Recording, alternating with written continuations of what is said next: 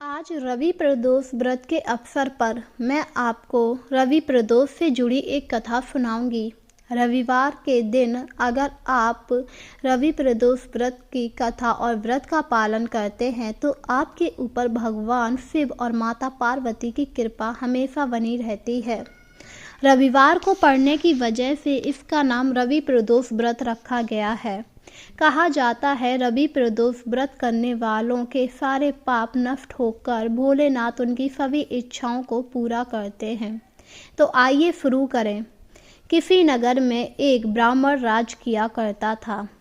ब्राह्मण बहुत ही धनी था और हमेशा गरीबों में दान बांटता, जिस वजह से वह काफ़ी अमीर होता जा रहा था। लोगों ने जब ये सब देखा तो कुछ लोग उससे जलने भी लगे कि भला एक ब्राह्मण राजा की भांति राज्य करता है, आखिर ये सब कैसे हो सकता है।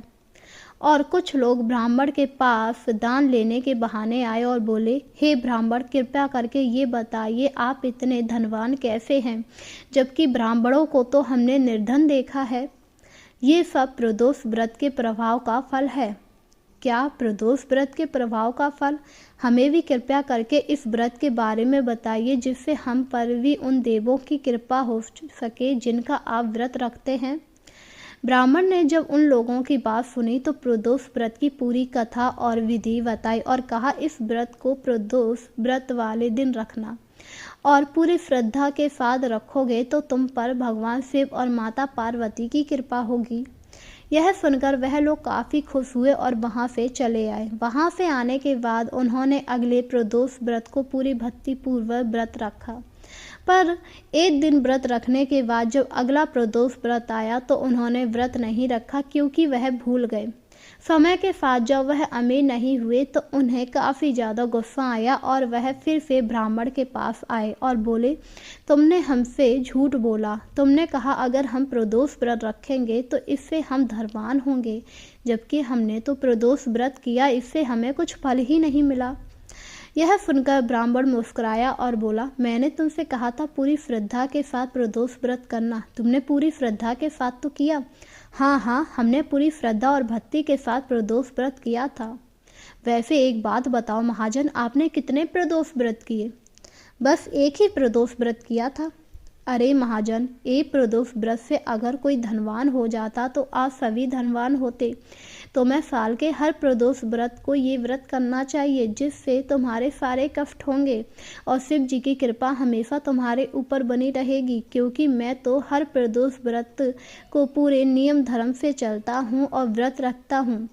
यह सुनकर उन लोगों को समझ आया कि उन्हें प्रदोष व्रत किस तरह करना है और अब वह प्रदोष व्रत पूरी विधि पूर्वक किया करते थे, जिससे शिव जी की कृपा उन लोगों पर भी हुई। समय के साथ वह लोग भी धनवान हो गए।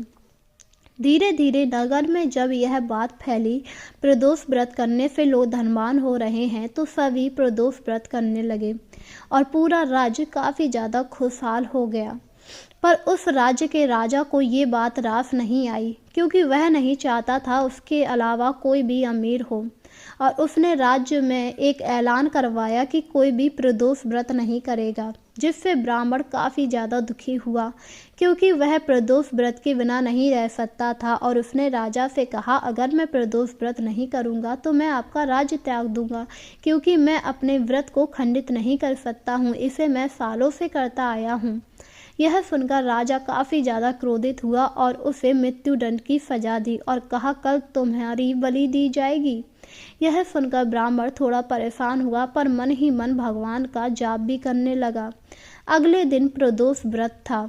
उसे पता था अगर वह प्रदोष व्रत पूरी भक्ति के साथ करेगा तो भगवान शिव उसकी सारे कष्ट को हल लेंगे। अगली रात ही राजा आराम से सो रहा था। भगवान शिव उसके सपने में आए और बोले, अगर तूने ब्राह्मण की बलि दी तो तेरा सारा राज्य नष्ट हो जाएगा। मैं अपने तीसरा नेत्र खोलकर तेरे सारे राज्य को भस्म कर दूंगा। यह सुनकर राजा बुरी तरह डर गया और प्रातःकाल ही उसने ब्राह्मण को छोड़ दिया और कहा, मुझसे बहुत बड़ी भूल हो गई महाजन, आप आराम से जाइए और प्रदोष व्रत कीजिए। यह सुनकर ब्राह्मण काफ़ी ज़्यादा खुश हुआ और वहाँ से आकर उसने प्रदोष व्रत पूरी भक्ति भाव से किया। और अब वह आराम से नगर में निवास कर रहा था। और राजा ने अपना ऐलान भी लौटा लिया, क्योंकि उसे पता था अगर उसने दोबारा से कोई ऐसी हरकत की तो भगवान शिव उस पर काफ़ी ज़्यादा क्रोधित होंगे।